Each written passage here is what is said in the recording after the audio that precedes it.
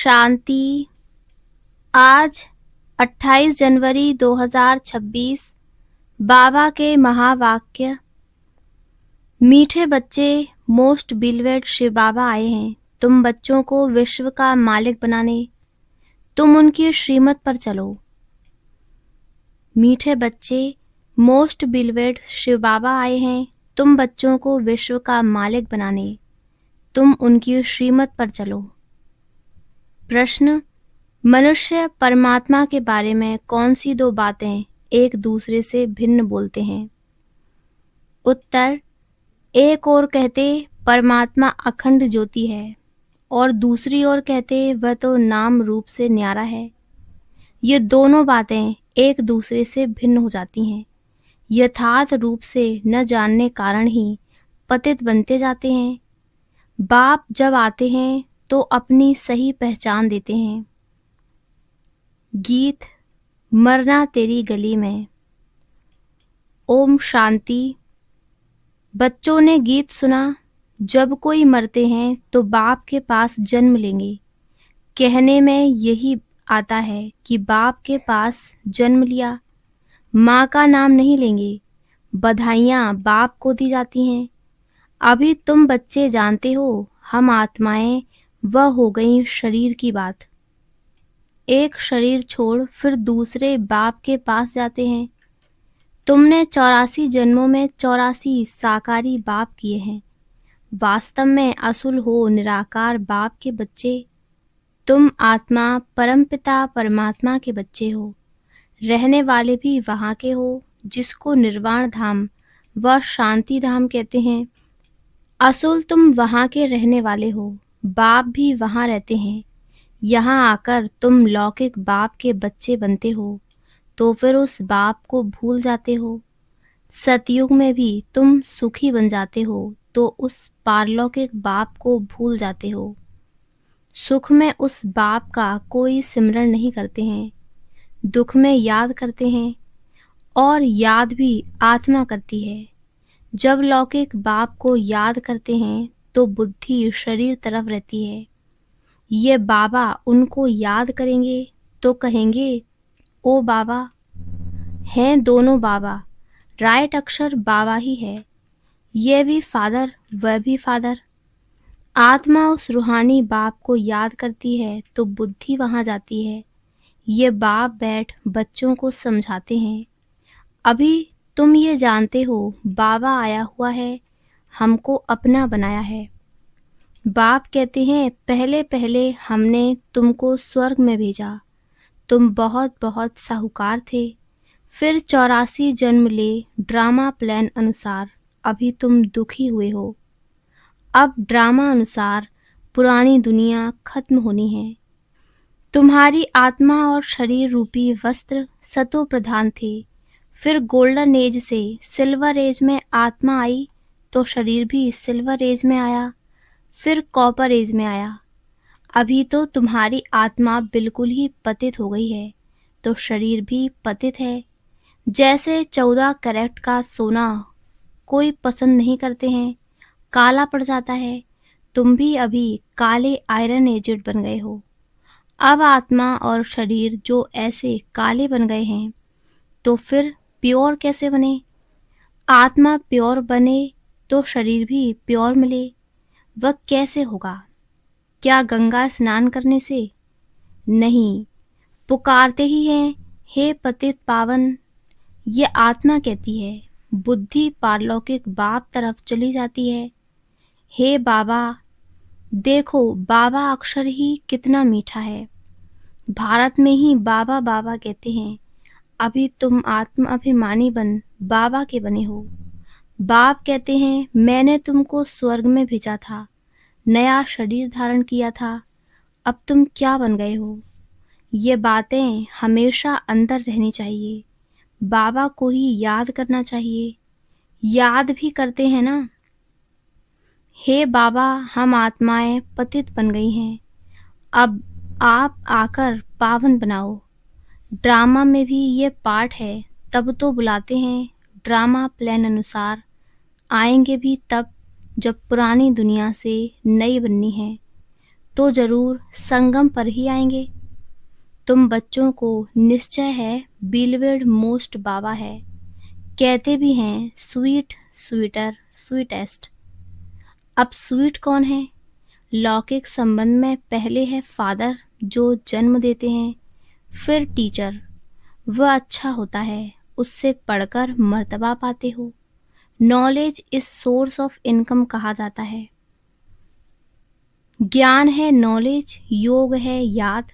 तो बेहद का बाप जिसने तुमको स्वर्ग का मालिक बनाया था, उनको तुम अभी भूल गए हो। शिव बाबा कैसे आया किसको पता नहीं, चित्रों में भी क्लियर दिखाया है। ब्रह्मा द्वारा स्थापना शिव बाबा कराते हैं।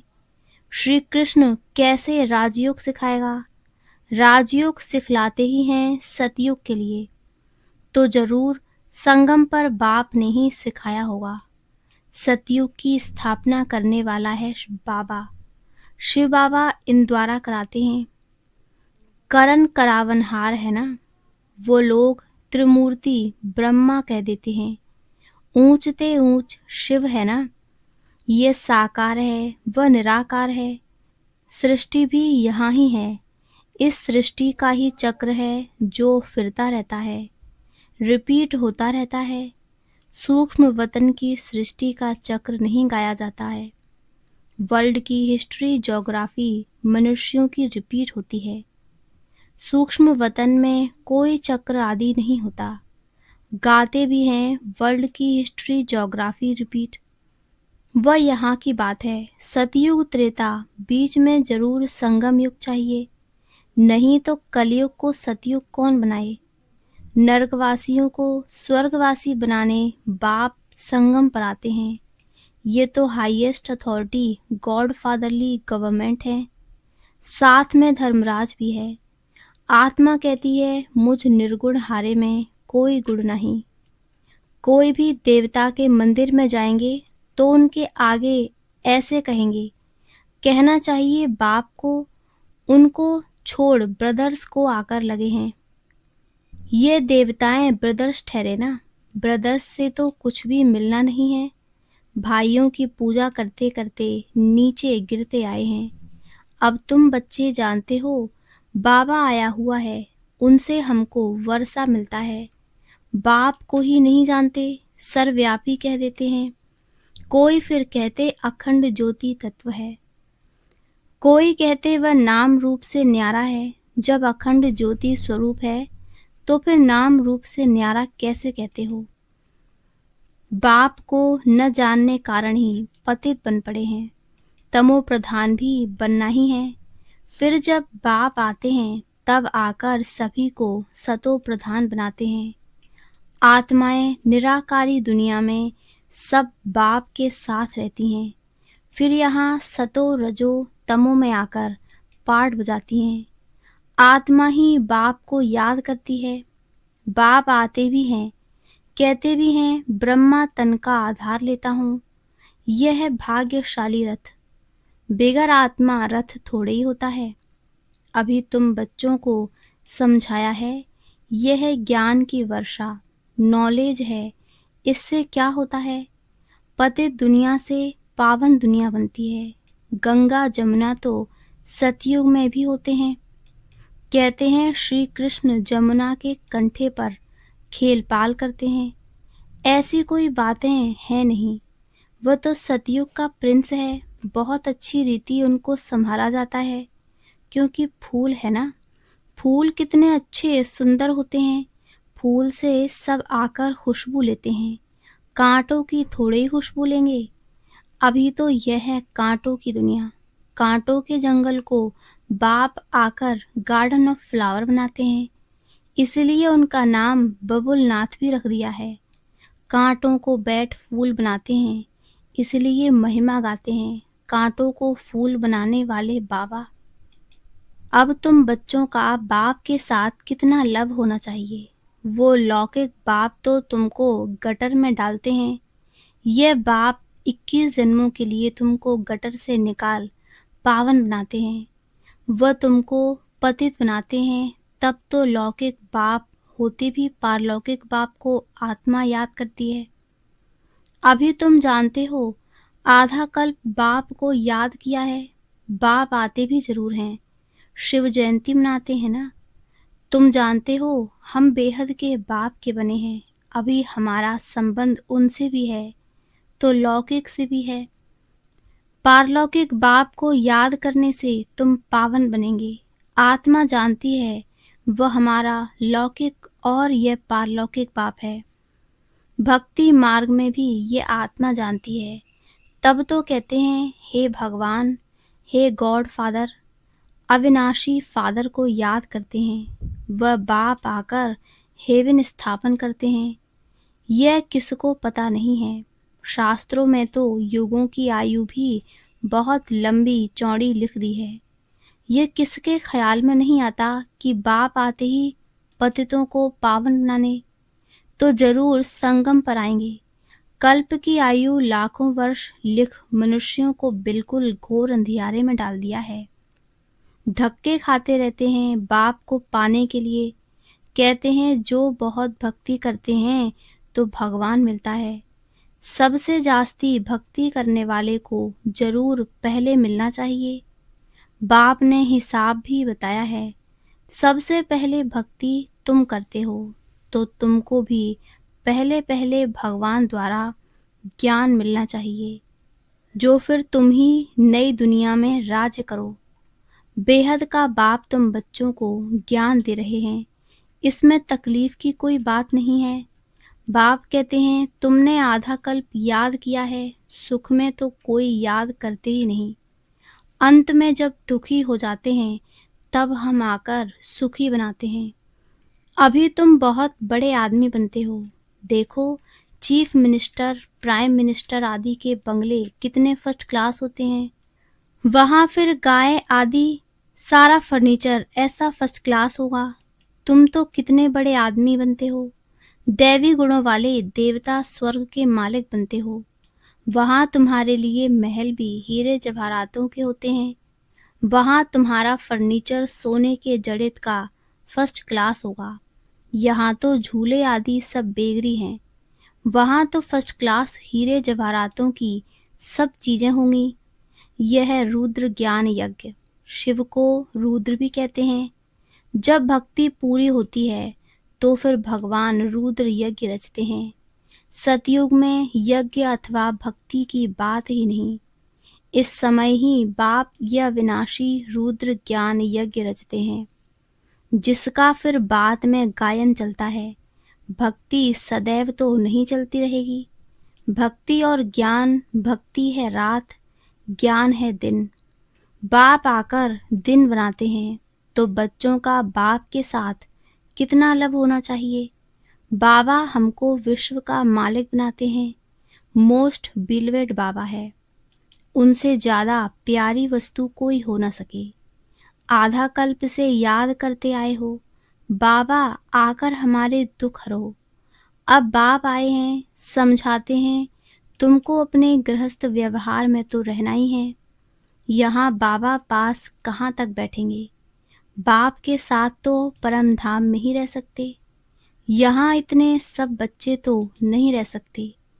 टीचर सवाल कैसे पूछेंगे, लाउड स्पीकर पर रिस्पॉन्स कैसे दे सकेंगे। इसलिए थोड़े थोड़े स्टूडेंट्स को पढ़ाते हैं। कॉलेज तो बहुत होते हैं, फिर सबके इम्तिहान होते हैं, लिस्ट निकलती है। यहाँ तो एक ही बाप पढ़ाते हैं। यह भी समझाना चाहिए, दुख में सिमरन सब उस पारलौकिक बाप का करते हैं। अब यह बाप आया हुआ है। महाभारी महाभारत लड़ाई भी सामने खड़ी है। वह समझते हैं महाभारत लड़ाई में श्री कृष्ण आया, यह तो हो न सके। बेचारे मूंझे हुए हैं ना, फिर भी कृष्ण कृष्ण याद करते रहते हैं। अब मोस्ट बिलवेड शिव भी है तो श्री कृष्ण भी है, परंतु वह है निराकार, वह है साकार। निराकार बाप सब आत्माओं का बाप है। हैं दोनों मोस्ट बिलवेड। श्री कृष्ण भी विश्व का मालिक है ना। अभी तुम जज कर सकते हो, जास्ती प्यारा कौन। शिव बाबा ही तो ऐसा लायक बनाते हैं ना। श्री कृष्ण क्या करते हैं? बाप ही तो उनको ऐसा बनाते हैं। तो गायन भी है, जास्ती उस बाप का होना चाहिए। शंकर का डांस दिखाते हैं, वास्तव में डांस आदि की तो बात नहीं। बाप ने समझाया है, तुम सब पार्वतियां हो। यह शिव अमरनाथ तुमको कथा सुना रहे हैं। वह है वॉइसलेस वर्ल्ड, विकार की बात नहीं। बाप विकारी दुनिया थोड़ी ही रचेंगे। विकार में ही दुख है। मनुष्य हठयोग आदि बहुत सीखते हैं, गुफाओं में जाकर बैठते हैं, आग से भी चले जाते हैं। रिद्धि सिद्धि भी बहुत है, जादूगरी से बहुत चीजों को निकालते हैं। भगवान को भी जादूगर, रत्नागर, सौदागर कहते हैं, तो जरूर चैतन्य है ना। कहते भी हैं मैं आता हूँ, जादूगर है ना। मनुष्य को देवता, बेगर से प्रिंस बनाते हैं। ऐसा जादू कभी देखा? अच्छा, मीठे मीठे सिकी लदे बच्चों प्रति मात पिता बाप दादा का याद प्यार और गुड मॉर्निंग। रूहानी बाप की रूहानी बच्चों को नमस्ते। धारणा के लिए मुख्य सार। पहला, फूलों के बगीचे में चलना है, इसलिए खुशबूदार फूल बनना है। किसी को भी दुख नहीं देना है। एक पारलौकिक बाप से सर्व संबंध जोड़ने हैं। दूसरा, शिव बाबा प्यारे से प्यारा है, उस एक को ही प्यार करना है। सुखदाता बाप को याद करना है। वरदान, किसी की कमी कमजोरी को न देख अपने गुण व शक्तियों का सहयोग देने वाले मास्टर दाता भव। किसी की कमी कमजोरी को न देख अपने गुण व शक्तियों का सहयोग देने वाले मास्टर दाता भव। मास्टर दाता वह है जो सदा इसी रूहानी भावना में रहते कि सर्व रूहें हमारे समान वर्षे के अधिकारी बन जाएं। किसी की भी कमी कमजोरी को न देख वे अपने धारण किए हुए गुणों का, शक्तियों का सहयोग देते हैं। यह ऐसा है ही, इस भावना के बजाय मैं इसको भी बाप समान बनाऊं, यह शुभ भावना हो। साथ साथ यही श्रेष्ठ कामना हो कि ये सर्व आत्माएं कंगाल, दुखी, अशांत से सदा शांत, सुख रूप माला माल बन जाएं। तब कहेंगे मास्टर दाता। स्लोगन, मनसा वाचा कर्मणा सेवा करने वाले ही निरंतर सेवाधारी हैं। उनके हर श्वास में सेवा समाई हुई है। अव्यक्त इशारे, इस अव्यक्ति मास में बंधन मुक्त रहे, जीवन मुक्त स्थिति का अनुभव करो। पहले अपनी देह से, देह के संबंध से और पुरानी दुनिया की स्मृति से मुक्त बनो। जब इस मुक्ति की अवस्था का अनुभव करेंगे, तब मुक्त होने के बाद जीवन मुक्ति का अनुभव स्वतः होगा। तो चेक करो जीवन में रहते हुए देह के संबंध और पुरानी दुनिया की आकर्षण से कहाँ तक मुक्त बने हैं। अच्छा, ओम शांति, ओम शांति, ओम शांति।